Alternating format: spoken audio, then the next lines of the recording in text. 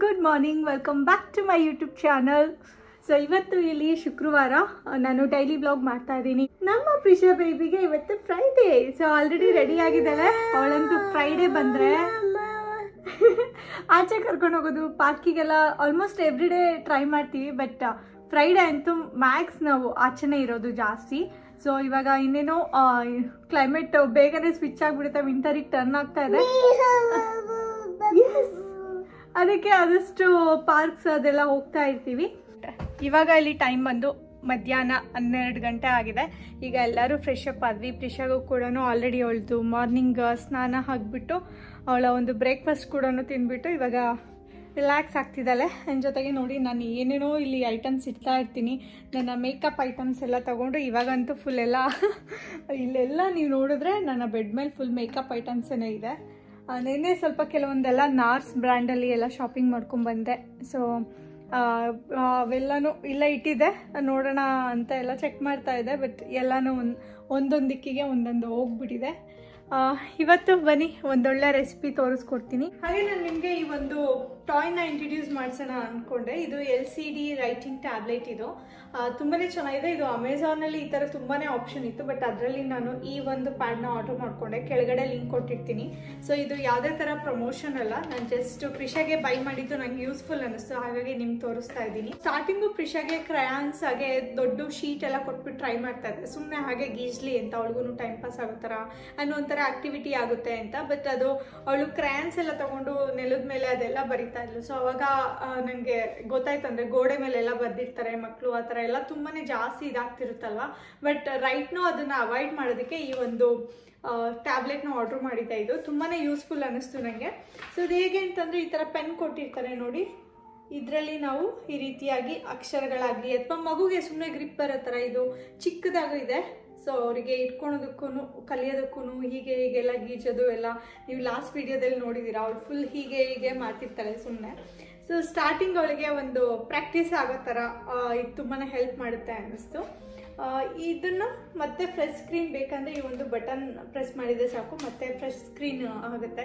ಅವಳು ಅಷ್ಟು ಯೂಸ್ ಮಾಡ್ತಾ ಇಲ್ಲ. ಪ್ರಿಷಾಗೆ ನಾವು ಆದಷ್ಟು TV ಹಾಕ್ಬಿಟ್ಟು ಅಥವಾ ಈ ಕೋಕೋಮಿಲನ್ ಚಾನಲ್ ಅವೆಲ್ಲ ಇರುತ್ತಲ್ಲ ಚಿಕ್ಕ ಮಕ್ಳದ್ದು ಎಲ್ಲ ಬೇಬಿ ಕಾರ್ಟೂನ್ ಥಿಂಗ್ಸ್ ಅವೆಲ್ಲ ಹಾಕ್ಬಿಟ್ಟು ಎಂಗೇಜ್ ಮಾಡೋದಕ್ಕೆ ನೋಡ್ತೀವಿ. ಬಟ್ ಅವಳು ಮ್ಯಾಕ್ಸ್ ಒಂದು 5 ರಿಂದ 10 ನಿಮಿಷ ನೋಡ್ತಾಳೆ, ಮತ್ತೆ ಅವಳು ಏನಾದರೂ ಬೇರೆ ಹೊಸದನ್ನ ಚೆಕ್ ಮಾಡ್ತಾ ಇರ್ತಾಳೆ.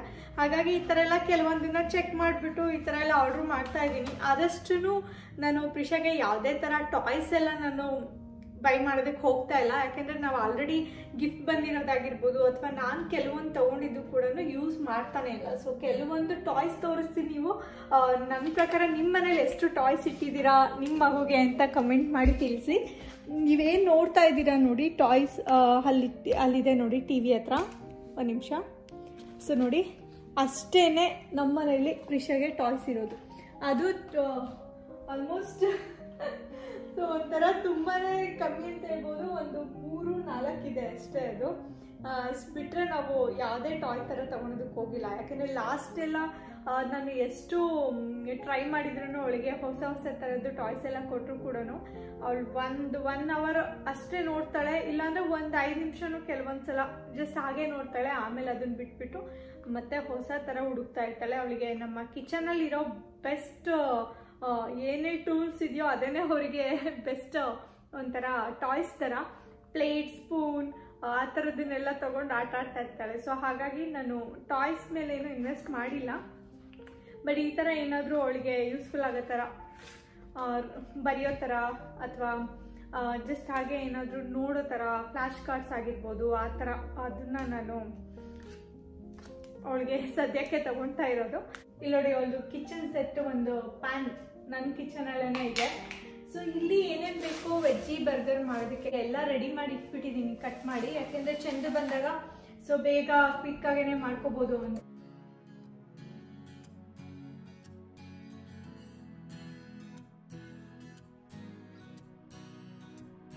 ದೇವರ ಮನೆ ಸ್ವಲ್ಪ ಕ್ಲೀನ್ ಮಾಡಿಕೊಂಡು ಪೂಜೆನ ಮುಗಿಸ್ಕೊಂಡ್ಬಿಡೋಣ. ಅದಾದಮೇಲೆ ವಿಡಿಯೋನ ಕಂಟಿನ್ಯೂ ಮಾಡೋಣ.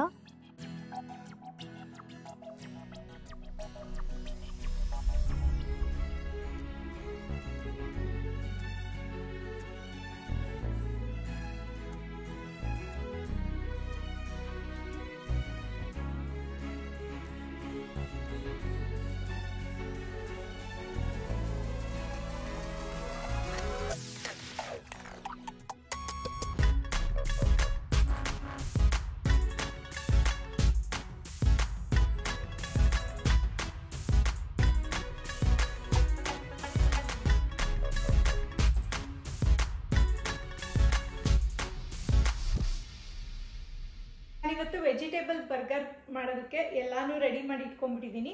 ಇಲ್ಲಿ ಆಲ್ರೆಡಿ ಆಗ್ಲೇನೆ ನಾನು ಎಲ್ಲ ತರಕಾರಿ ಎಲ್ಲ ಕಟ್ ಮಾಡಿಬಿಟ್ಟು ಈ ಥರ ಪ್ಲಾಸ್ಟಿಕ್ ರ್ಯಾಪ್ ಮಾಡಿ ಇಟ್ಟಿದ್ದೆ. ಸೊ ಏನೇನೆಲ್ಲ ಇಂಗ್ರೀಡಿಯೆಂಟ್ಸ್ ಇದೆ ಅಂತ ತೋರಿಸ್ತೀನಿ. ಇಲ್ಲೂ ಸಹ KFC, ಮೆಕ್ಡೊನಾಲ್ಡ್, ರೆಡ್ ರಾಬಿನ್ ಈ ಥರ ಎಲ್ಲ ಎಷ್ಟೊಂದು ಫಾಸ್ಟ್ ಫುಡ್ ರೆಸ್ಟೋರೆಂಟ್ಸ್ ಇದೆ. ಆ್ಯಂಡ್ ಇಲ್ಲಿ most of the time pizza, burgers ಏನೇ ಜಾಸ್ತಿ ತಿನ್ಕೊತಾರೆ. ಬಟ್ ನನಗೆ ತುಂಬಾ ಇಷ್ಟ ಆಗೋದು ಅಂತಂದರೆ ಈ ಥರ ಮನೆಯಲ್ಲೇ ನಾನು ಮಾಡೋವಂಥ ವೆಜಿಟೇಬಲ್ ಬರ್ಗರ್ ತುಂಬಾ ಇಷ್ಟ ಆಗುತ್ತೆ. ಅದಕ್ಕೆ ತುಂಬಾ ಇಂಪಾರ್ಟೆಂಟ್ ಬರ್ಗರ್ ಬ್ರೆಡ್. ಸೊ ಈ ಥರ ಬ್ರೆಡ್ ಮೇಲೆ ಸೆಸಮೆ ಸೀಡ್ಸ್ ಹಾಕಿದ್ದಾರೆ. ಹಾಗೆ ಈ ಥರ ಆಲ್ರೆಡಿ ರೆಡಿ ಇದೆ, ಇದು ಕಟ್ಟಾಗಿದೆ ಬ್ರೆಡ್. ಈ ಥರದ್ದೇನೆ ನಾನು ತೊಗೊಂಡು ಬಂದಿದ್ದೀನಿ.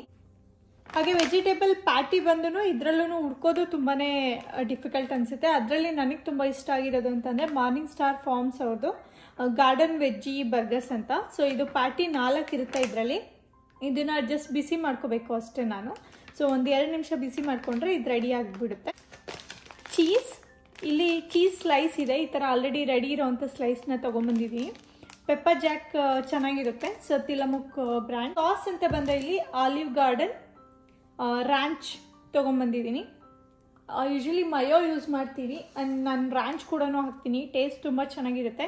ಇದನ್ನು ಇಟಾಲಿಯನ್ ರೆಸ್ಟೋರೆಂಟಲ್ಲಿ ಕೂಡ ಸಿಗುತ್ತೆ. ಆಲಿವ್ ಗಾರ್ಡನ್ ನಿಮ್ಮನ್ನೆಲ್ಲ ಕರ್ಕೊಂಡು ಹೋಗಿದ್ದೀನಿ ಎಷ್ಟೊಂದು ಸಲ. ಇಟಾಲಿಯನ್ ಕಿಚನ್ ಇಲ್ಲಿ ಬರೆದಿದೆ ನೋಡಿ. ರ್ಯಾಂಚ್ ಮಯೋನೀಸ್ ಡ್ರೆಸ್ಸಿಂಗ್ ತೊಗೊಂಡಿದ್ದೀನಿ. ಇದು ಮಸ್ಟ್ ಬರ್ಗರ್ಗೆ ತುಂಬ ಚೆನ್ನಾಗಿರುತ್ತೆ ಟೇಸ್ಟು. ಮೇನ್ ಇಂಗ್ರೀಡಿಯೆಂಟ್ಸ್ ಆದಮೇಲೆ ಇಲ್ಲಿ ಇನ್ನೂ ಒಂದು ಸ್ವಲ್ಪ ನಮ್ಮ ಬರ್ಗರ್ನ ಎನ್ಹ್ಯಾನ್ಸ್ ಮಾಡೋದಕ್ಕೆ ಯಮ್ಮಿಯಾಗಿ ಇಲ್ಲಿ ಈ ಥರ ಈರುಳ್ಳಿನ ಈ ರೀತಿ ಸ್ಲೈಸ್ ರಿಂಗ್ ರೀತಿಲಿ ಕಟ್ ಮಾಡಿ ಇಟ್ಕೊಂಡಿದ್ದೀನಿ. ಹಾಗೆ ಟೊಮೊಟೊ ಇದೆ, ಇದು ಬೆಲ್ ಪೆಪ್ಪರ್ಸ್. ಇದನ್ನು ಸ್ವಲ್ಪ ರೋಸ್ಟ್ ಮಾಡಿ ಹಾಕಬೇಕು, ಅವಾಗ ಚೆನ್ನಾಗಿರುತ್ತೆ. ಇದು ಸ್ವಲ್ಪ ಸಾಫ್ಟ್ ಆದಮೇಲೆ. ಹಾಗೆ ಇಲ್ಲಿ ಲೆಟಸ್ ತೊಗೊಂಡಿದ್ದೀನಿ ನೋಡಿ. ಈ ಥರ ಲೆಟಸ್ ತುಂಬ ಚೆನ್ನಾಗಿರುತ್ತೆ. ನಾವು ಲೋಡ್ ಮಾಡಿದಷ್ಟು ಫ್ರೆಶ್ ಲೀವ್ಸ್ ಸಿಗುತ್ತಲ್ಲ, ಚೆನ್ನಾಗಿರುತ್ತೆ ತಿನ್ನೋದಕ್ಕೆ. ಹಾಗೆ ಇಲ್ಲಿ ಸ್ಪಿನಾಚ್ ಎಲ್ಲ ಕೂಡ ತೊಳೆದು ನೀಟಾಗಿ ರೆಡಿ ಮಾಡಿ ಇಟ್ಕೊಂಡಿದ್ದೀನಿ. ಪಾಲಕ್ ಸೊಪ್ಪು, ಹಾಗೆ ಇದು ಬಟರ್ ಫ್ರೂಟ್, ಬೆಣ್ಣೆ ಹಣ್ಣು ಅಂತ ನಾವು ಇಂಡಿಯಾದಲ್ಲಿ ಕರಿತೀವಿ. ಕಟ್ ಮಾಡಿ ಸ್ಲೈಸ್ ರೀತಿಲಿ ಒಳಗಡೆ ಸ್ಟಫಿಂಗ್ ಮಾಡ್ತೀನಿ. ನಾನು ಯಾವ ಥರ ಎಲ್ಲ ಸೆಟ್ ಮಾಡ್ಕೊಂಡಿದ್ದೀನಿ ಅಂತ ಎಲ್ಲ ನೀಟಾಗಿ ಎಕ್ಸ್ಪ್ಲೈನ್ ಮಾಡ್ತಾ ಇದ್ದೀನಿ. ಎಲ್ಲ ಏನೆಲ್ಲ ಇಂಗ್ರೀಡಿಯೆಂಟ್ಸ್ ಯೂಸ್ ಮಾಡ್ತೀನಿ ಅಂತ. ಈ ಒಂದು ಆಕ್ಟಿವಿಟಿನ ನಾವು ಫ್ರೈಡೇ ಅಥವಾ ಸ್ಯಾಟರ್ಡೇ, ಸಂಡೇ ಟೈಮಲ್ಲಿ ಇಟ್ಕೊಳ್ತೀವಿ. ಈ ಥರ ಒಂದು ರಿಫ್ರೆಶಿಂಗ್ ಆಗಿ ಒಂಥರ ಅಡುಗೆ ಮಾಡೋದನ್ನೇ ಏನೋ ಒಂದು ಸ್ಪೆಷಲ್ ಆಗಿ ರೆಡಿ ಮಾಡ್ಕೊಳೋದನ್ನೇ. ಫ್ರೆಂಚ್ ಫ್ರೈಸ್ ಬಂದು ಇವತ್ತು ನಾವು ಮನೆಯಲ್ಲೇ ಮಾಡೋದು. ಸೊ ಇದು ಫ್ರೋಝನ್ ಪ್ಯಾಕೆಟ್ ಇಟ್ಕೊಂಡ್ಬಿಟ್ಟಿದ್ದೀವಿ. ಹಾಗೆ ಇಲ್ಲಿ ಮಸಾಲ,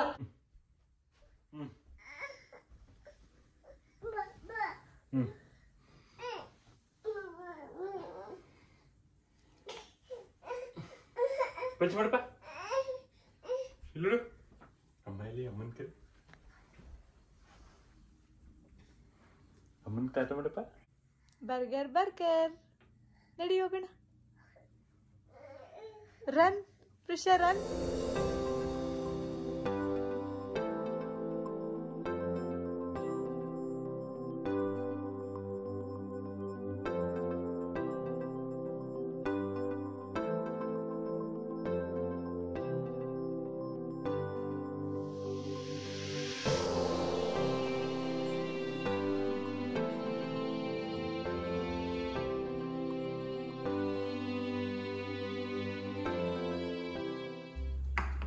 ವೆಜ್ಜಿ ಪ್ಯಾಟಿ ಸ್ವಲ್ಪ ಕ್ರಿಸ್ಪಿ ಆಗಬೇಕು ಅಂತಂದರೆ ನಾವು ಏರ್ ಫ್ರೈಯರಲ್ಲಿ ಕೂಡ ಮಾಡ್ಕೋಬೋದು. ಸೊ 350 ಡಿಗ್ರಿಲಿ ಇಟ್ಟು ಇದನ್ನು ಒಂದು 6ರಿಂದ 7 ನಿಮಿಷ ಕುಕ್ ಮಾಡಬೇಕಾಗತ್ತೆ.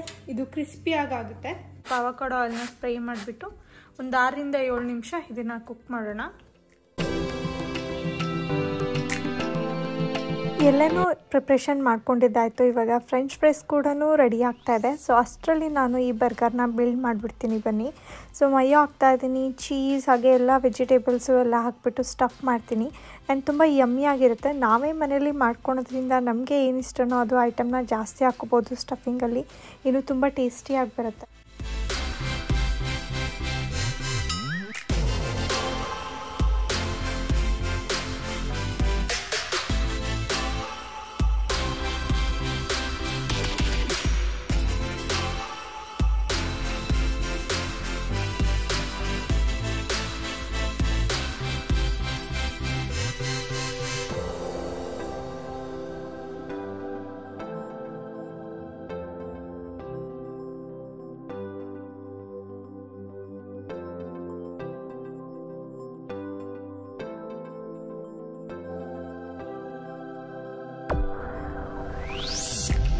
ಚಂದುಗೆ ಬರ್ಗರ್ ಮಾಡಿದ್ದಾಯಿತು. ಹಾಗೆ ಜೊತೆಗೆ ನಮ್ಮನೇಲಿ ಸ್ಪೆಷಲ್ ಪರ್ಸನ್ ಇರೋದ್ರಿಂದ ಈ ಒಂದು ಟೈನಿ ಬರ್ಗರ್ನ ಮಾಡಿದ್ದೀನಿ ಪ್ರಿಷಾಗೆ ಅಂತೇಳಿ. ತುಂಬ ಕ್ಯೂಟಾಗಿ ಬಂದಿದೆ.